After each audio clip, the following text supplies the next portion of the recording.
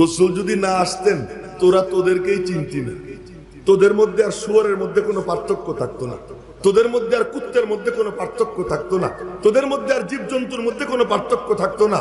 তুই নরাধম হইতি, তুই একটা কুকুরের থেকেও নিকৃষ্ট হইতি, তুই একটা শুয়োরের থেকেও নিকৃষ্ট হইতি। তোকে ইনসানিয়তের জামা, ইনসানিয়তের পোশাক যে পরাইছেন আমার দোস্ত, এই জন্য আমার দোস্ত আমার সবচেয়ে বড় নেয়ামত তোদের উপর। সেই নবীজি কি রেখে গেছেন? আর কিচ্ছু রাখেন নাই, কোনো টাকা পয়সা রাখেন নাই। লক্ষ্য করে শুনে, টাকা পয়সা রাখেন না। ঘোষণা করতেছেন লা ইউকতাসামু ওয়ারাসাতি দিনারা ওয়ালা দিরহামা, আমার মিরাস টাকা পয়সায় বন্টন হবে না, কোন টাকা পয়সার মিরাস আমি রাইখে যাব না, রাখেনও নাই, কোন টাকা পয়সার মিরাস রাখেন নাই। নামাজে দাঁড়াইতে গেছেন, একামত হয়ে গেছে, একামত হয়ে গেছে, নামাজে দাঁড়াবেন, তাকবীরে তাহরিমা আল্লাহু আকবার বলবেন, এমন সময় বললেন কি আলা মাকানিকুম, যার যার জায়গায় দাঁড়াও, আমি একটু আসতেছি ঘরের থেকে। নবীজি বলেন, আমরা যদি একামতের শেষে মুসল্লিকে কই দাঁড়ান আমি একটু রুমে যাব, হুজুর আর কোনো কাম পায় না, ওই দিনই ইমামত শেষ। নবীজি বলতেছেন দাঁড়াও, বইলে ঘরে ঢুকলে, ঘরে ঢুইকা আবার আইসে আল্লাহু আকবার বলে নামাজ পড়াই। আর এক হাদিস পরে শোনাবো। নামাজের শেষে সাহাবীরা বললেন ইয়া রাসূলুল্লাহ, আমাদের একামতের শেষে দাঁড় করাইয়া গেলেন, কি করলেন? যখন আল্লাহু আকবার বলতে যাব তখন মনে পড়ে গেল বালিশের নিচে একটা স্বর্ণ মুদ্রা আছে, একটা টাকা আছে আমার কাছে, এই টাকাটা বালিশের নিচে আছে। এই নামাজের মধ্যে যদি আমি মারা যাই, আমার মালিক আমাকে জিজ্ঞাসা করবেন যে তোরে আমি টাকা জমানোর জন্য দুনিয়ায় পাঠাইছিলাম, তা আমি ঘরে ঢুকলাম ওই 1 টাকা আল্লাহর রাস্তায় দানের ইন্তজাম কইরা, ব্যবস্থা কইরা, এরপরে মওতের প্রস্তুতি নিয়ে নামাজে দাঁড়াইলাম। দুনিয়ার সাথে কেমন সম্পর্ক? শুইছেন খেজুরের পাতার চাটার উপরে,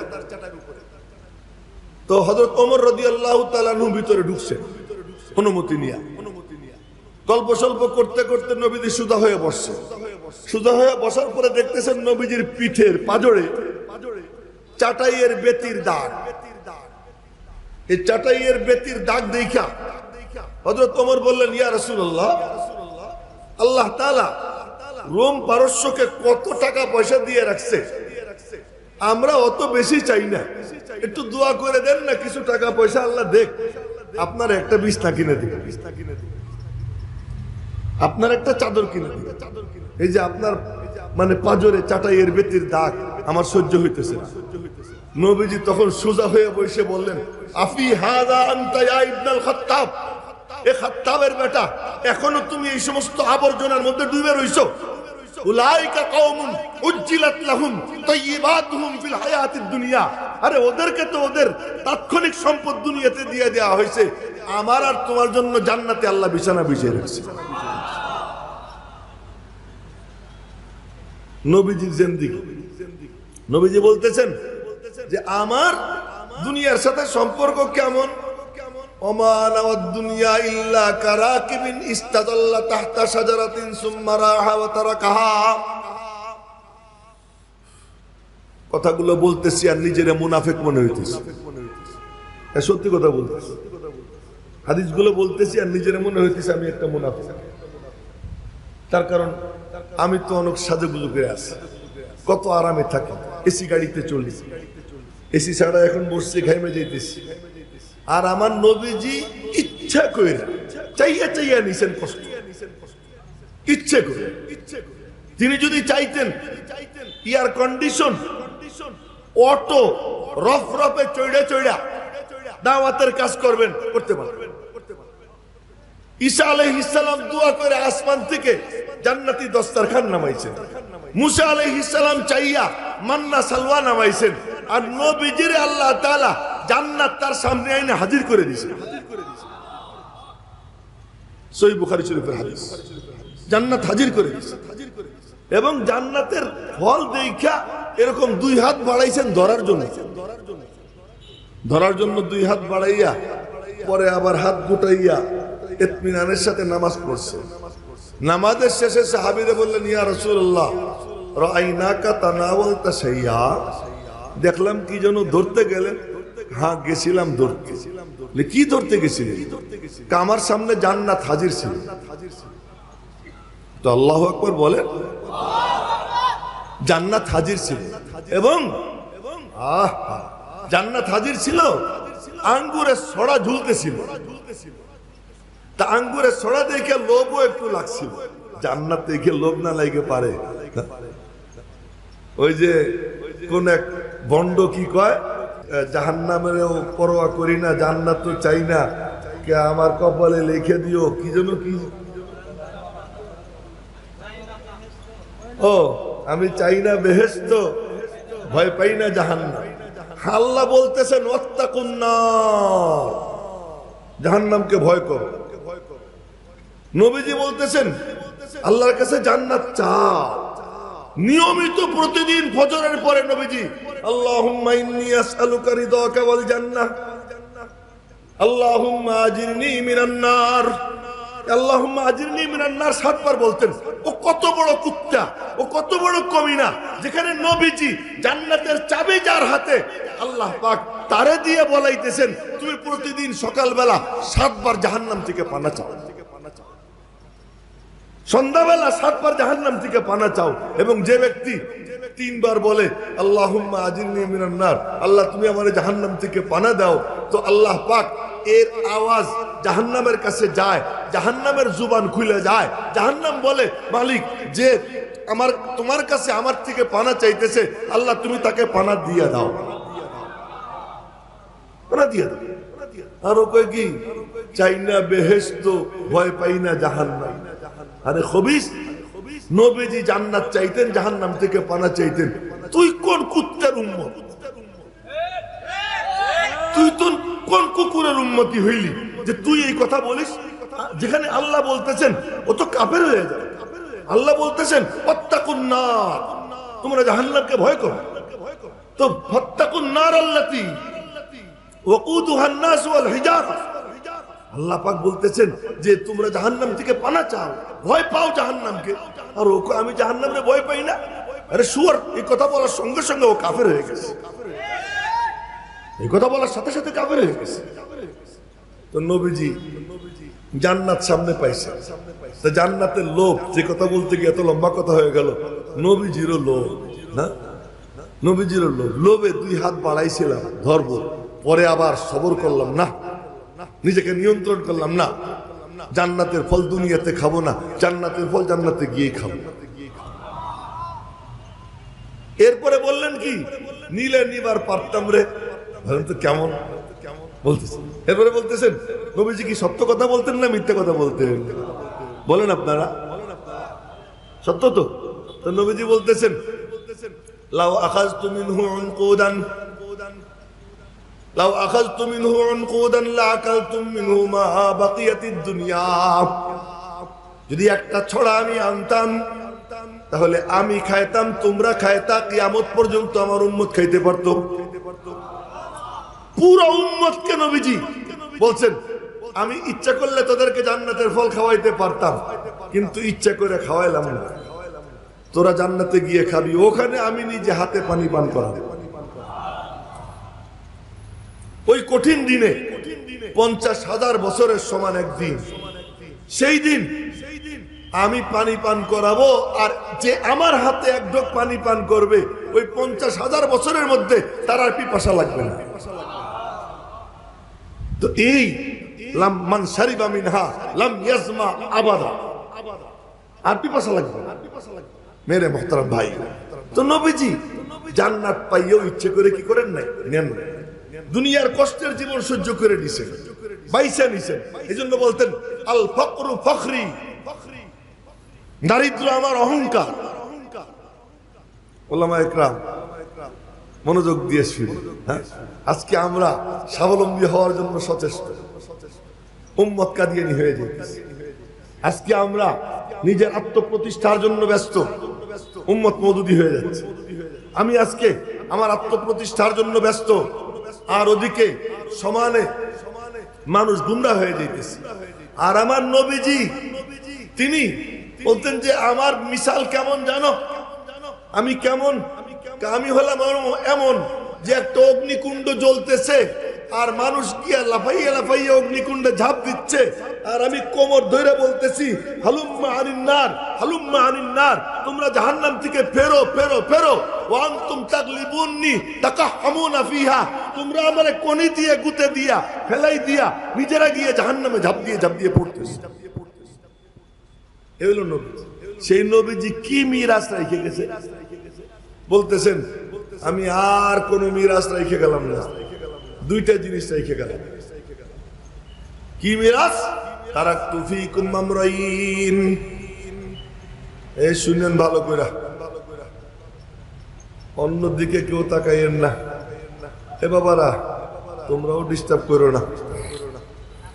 তারাকতু ফীকুম আমরাইন, রেখে গেলাম তোমাদের মাঝে দুইটা জিনিস, দুই জিনিস রেখে গেলাম। এই দুইটারে মজবুত করে ধরো।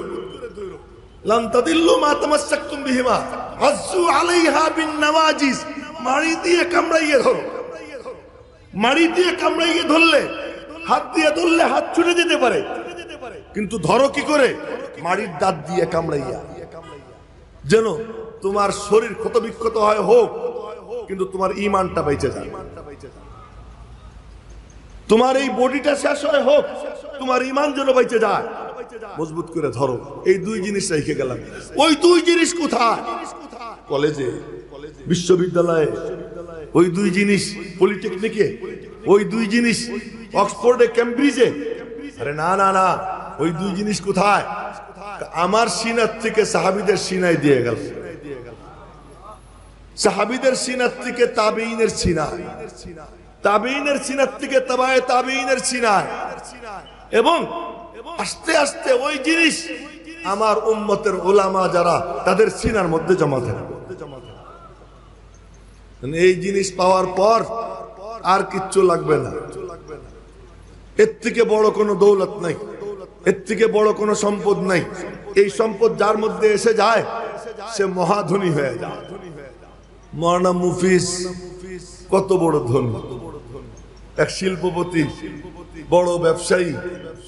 তার মানে যখন কোনো দোয়ার অনুষ্ঠান হয়, হুজুর টুজুর ভাড়া করে নিয়া গরু টরু মাইরা এরপরে যাদেরকে নেয়, নামাজ পড়ে চেয়ারে বসে, হয়তো নামাজ পড়ে না, পড়লেও চেয়ারে বসে, টুপি টাপি নাই, মোবাইল টোবাইল সব পকেটে আছে, একটু পর পর হেলা হেলো কইতেছে, হাত উঠাইতেছে, কয় আমেন আমেন। আর মুফিজের জন্য দোয়া করার এত লোক আছে, এত আলেম ওলামা আছে, এবং তার ছেলে একজন আলেম আছে, যার দ্বারা আজকে দেশের বিভিন্ন জায়গায় মানুষ হেদায়েতের কথা শোনে। ওই যারা তার কথায় নামাজ কালাম পড়ে, তাদের দাওয়াতে যারা নামাজ কালাম পড়বে, তার কথায় যারা সুদ ছাড়ে, তাদের দাওয়াতে যারা সুদ ছাড়বে, তার কথায় যে সমস্ত মেয়েরা পর্দায় আসে, আর ওই মেয়েদের দাওয়াতে যারা পর্দায় আসবে, এর সমানে সওয়াব আল্লাহ মুফিজের অ্যাকাউন্টে পৌঁছে দিতে থাকবে। এ বড় ধনী আলেমরা, আলেমরা বড় ধনী। ইমামে আজম আবু হানিফা রাহমাতুল্লাহ আলাইহি বলেন তো, 13 লক্ষ মাসআলা উম্মতের জন্য বের করে রেখে গেছে। কয় লাখ? 13 লক্ষ মাসলা।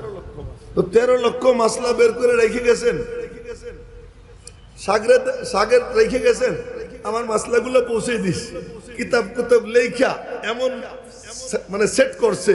আর সারা দুনিয়ায় যত মানুষ মাযহাব মানে তার অর্ধেকের বেশি ইমাম আবু হানিফাকে অনুসরণ করে।